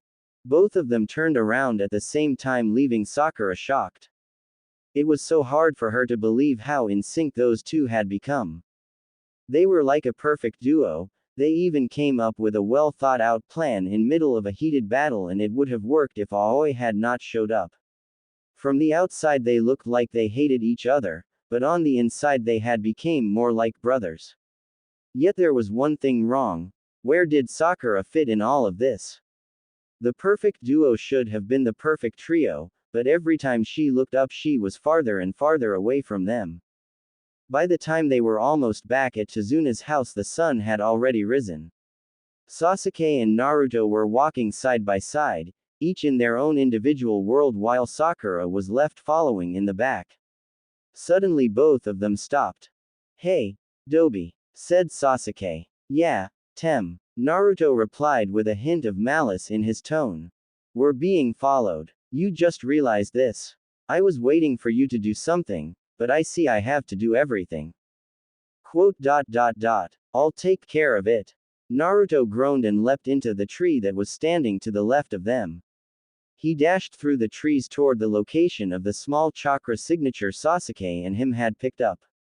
3. I was not in the mood for another fight. That crazy kunoichi was a lot more to handle than I originally thought her to be. I couldn't even keep up with her speed. If it wasn't for our plan, I probably would have lost to her. As I was about to plant my foot on a random branch, a kunai streaked out of nowhere, which gave me almost no time to dodge it. Luckily, the branch broke, causing me to fall under it. But the only problem with that was it caused me to come crashing down towards the ground. I quickly picked myself off the ground and began to glance around my surroundings. The cloud kunoichi who I had fought with earlier landed right before me with the same blank expression on her face. Thanks to the light of the sun, I finally could get a good look at her. She was around my height wearing an all-black tank top and tight black soldier pants, forearm guards on each arm along with her cloud forehead protector that rested right across her head. Pretty standard attire. Nothing flashy, but that did not matter as long as it allowed the shinobi to get the job done right. Her eyes were slanted like that of a cat's, which made her very appealing to me. She also wore her hair in a ponytail which extended down to the middle of her back. Despite the stone-cold look she wore on her face, she was very attractive. More so than Sakura-chan and all the rest of the girls from Konoha combined. "Who are you?" she asked. "Shouldn't that be my line?" I yelled. She just nodded. "I am ni Yugito, the weapon of Kumogakure." "Now, who are you?" she asked with the never-changing expression she wore, which was confusing to me. Discover more. Community forum software. Crossover story prompts. Fan fiction books. What do you mean by weapon of Kumogakure? I asked, still stuck in confusion. "Tell me your name first and I will answer your question," she said. She managed to blink twice during her sentence, which clarified to me that she was human. "Uzumaki Naruto. Now tell me, what do you mean?" For a moment, I swore I saw a hint of emotion as she contemplated if she should tell me or not. Then, as if a light had turned on, she finally came to her decision. "I am referred as the weapon of Kumogakure, due to what I have sealed inside of me. A demon that I did not ask to be placed in me, known as the Nibi no Nekomata." The information gave me a huge shock. I knew me and Kyubi felt something familiar about her, but I never would have imagined that she actually shared my same burden. The same pain I felt she most likely felt herself. "Why did you follow us?" I asked. "I only followed you. Please, tell me why you feel so familiar to me. Who are you, Uzumaki Naruto?" Should I tell her? I mentally asked Kyubi. Why not? She is telling the truth. I can sense enough of that Neko's chakra to tell that she is his container. Kyubi replied with a hint of interest in her voice. I let out a huge sigh and look her directly in the eyes. I too share that same burden. I am the container of the Kyubi no Kitsune. This time I was sure she showed emotion, as her stoic expression shifted to one of shock. I could easily tell that she was dumbfounded by what I said. "So, what is your true motive?" I continued. "I only wanted to know what you are to me, and now I know. I will be leaving now." For some reason something, not Kyubi, began to push me to stop her. Something just did not want her to go and I could not explain why. "Wait, what are you doing here in Wave?" I asked. "I am not allowed to discuss that with outsiders, Uzumaki-san," Yugito said as her eyes glanced to the side. It looked like she could not look at me for some reason. I walked closer to her as I thought about my next question. "Please, call me Naruto, and how long are you going to be here then?" I asked. "Until the mission is complete," she replied, still not looking directly at me. I sighed at her answer. I couldn't complain, though. It was a truthful answer even if it wasn't the one I wanted. For some reason my body took over and I moved in, even more. Instead of fighting it, I decided to just go with the flow. I had nothing to lose, but my life maybe. Will I see you again?"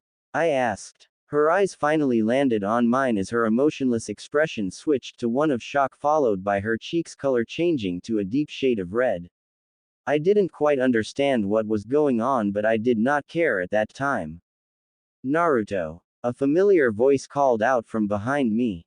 I quickly turned around to see both Sakura-chan and Sasuke staring at me. "I must leave, Uzumaki-san. My Iso is waiting." She quickly leapt back into the trees as she disappeared from sight.